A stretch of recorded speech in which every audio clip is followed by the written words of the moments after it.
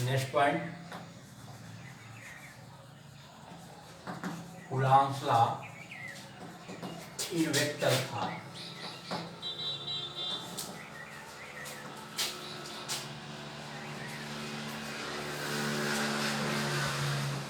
अभी हम लोग डिस्कस किए थे कूलॉम्स लॉ में, जिसमें कि आपको मिला था कि यह proportional to Q1 Q2 by R square means यह equal 1/4 pi epsilon naught Q1 Q2 by R square. अब यही जो इलेक्ट्रोस्टैटिक फोर्स है इसको वेक्टर फॉर्म में हम रिप्रेजेंट करते हैं। Consider two positive charge Q1 and Q2 placed at distance small r। यहाँ पे दो पॉजिटिव चार्ज हैं जो कि एक दूसरे से स्मॉल r डिस्टेंस पर, ठीक है। अब दोनों पॉजिटिव चार्ज हैं तो इससे क्लियर हो रहा है कि इन दोनों के बीच जो इलेक्ट्रोस्टैटिक फोर्स होगा रिपल्सन के फॉर्म होगा। अब दोनों रिपल करेंगे, Q1 Q2 पर फोर्स लगाएगा, Q2 Q1 पर फोर्स लगाएगा, क्योंकि रिपल करने का मतलब यही हुआ ना, ये ऐसे फोर्स लगाते हैं। अब यहां पर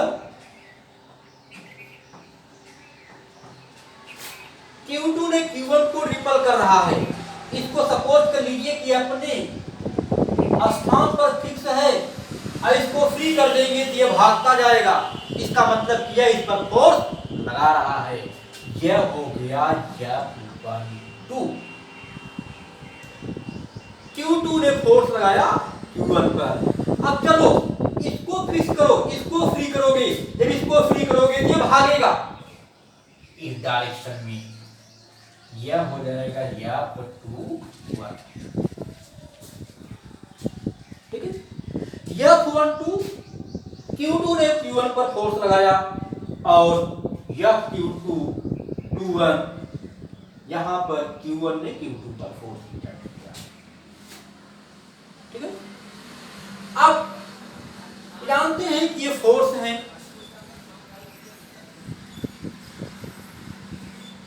तो अब ये डिस्टेंस जो है डिस्प्लेसमेंट वो वेक्टर फॉर्म होता है। अब यहां पर F12 और F21 की डायरेक्शन को रिप्रेजेंट करने वाली कोई यूनिट लेते हैं। 1 से 2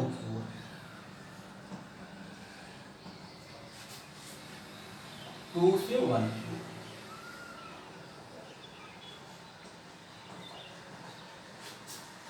ठीक है। क्या करिएगा, ये R12 F21 की डायरेक्शन को रिप्रेजेंट कर रहा है, R21 F12 के डायरेक्शन को रिप्रेजेंट कर रहा है, ठीक है। अब यहां पर हम राइट कर सकते हैं, consider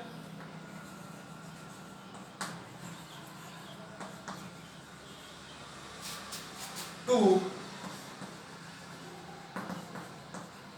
positive charges Q1 and Q2 placed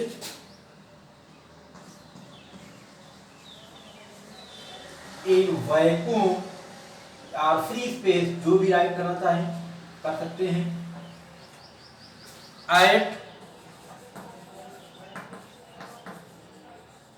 distance small r।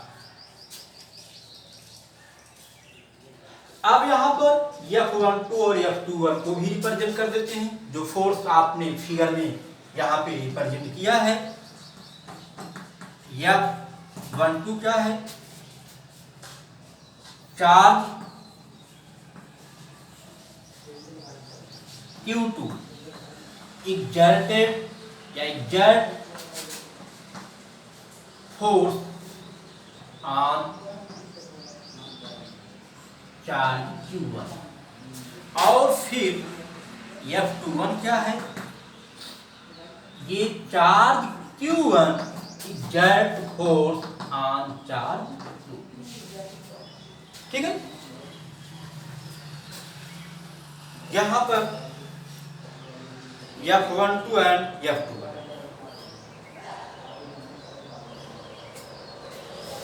ये यूनिट वेक्टर है R12 एंड 21, जिसका मैग्नीट्यूड 1 होता है, आप जानते हैं।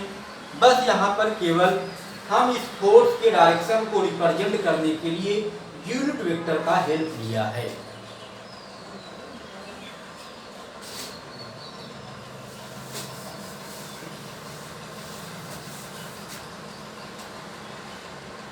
अब इस फोर्स को हम फॉर्मुलेट करते हैं। F12 equal 1/4 pi epsilon naught Q1 Q2 by R square. ये करिए, लेफ्ट साइड इसका वेक्टर फॉर्म रिप्रेजेंट कर रहा है, तो राइट साइड भी वेक्टर फॉर्म रिप्रेजेंट करना चाहिए। यहाँ पर F12 के डायरेक्शन को कौन रिप्रेजेंट कर रहा है? देखिए, F12 का डायरेक्शन यह है और यहाँ पे R21 का डायरेक्शन यह है। ये हो जाएगा R21, ठीक है, क्योंकि यहाँ पे R21 लगाने से कोई इफेक्ट नहीं होगा। यूनिट वेक्टर है, इसका मैग्नीट्यूड 1 है, इसके कैलकुलेशन में इसके मैग्नीट्यूड पर इसका कोई इफेक्ट नहीं होगा। ये इक्वेशन नंबर 1। चलिए सेकंड लेते हैं। F21 equal 1/4 pi epsilon naught Q1 Q2 by R square. ये हो जाएगा R21, इक्वेशन नंबर 2। क्यों? क्योंकि F21 के डायरेक्शन को रिप्रेजेंट कौन कर रहा है? R12। अब यहाँ पे एक क्लियर हो रहा है कि R12 और R21 जो यूनिट वेक्टर हैं वे एक दूसरे के अपोजिट में हैं। तो फ्रॉम अब यहाँ पर R21 इक्वल -R12, ठीक है, ये दोनों इक्वल हैं बट अपोजिट। तो from equation 1 and 2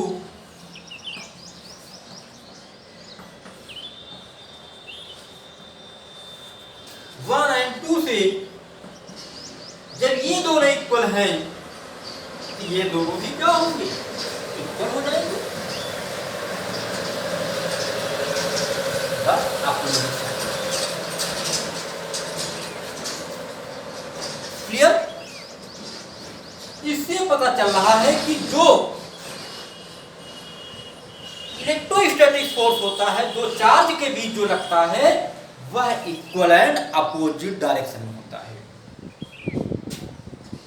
equal and opposite. यहां पर तो हमने दोनों पॉजिटिव लिया था, दोनों नेगेटिव लेंगे तब भी यही केस आएगी।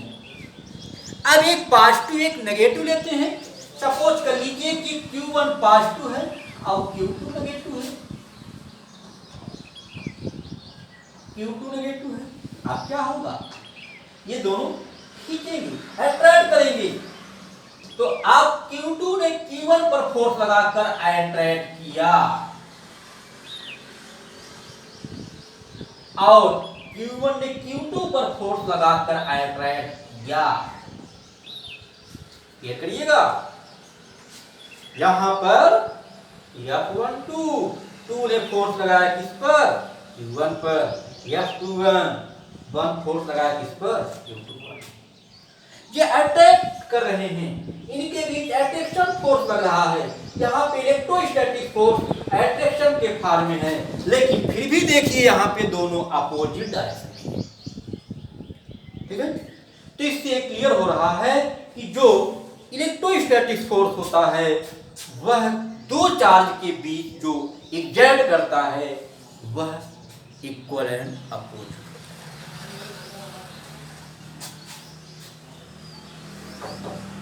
ये तो था कूलॉम्स लॉ का वेक्टर फॉर्म। अब यहां पर नेक्स्ट पॉइंट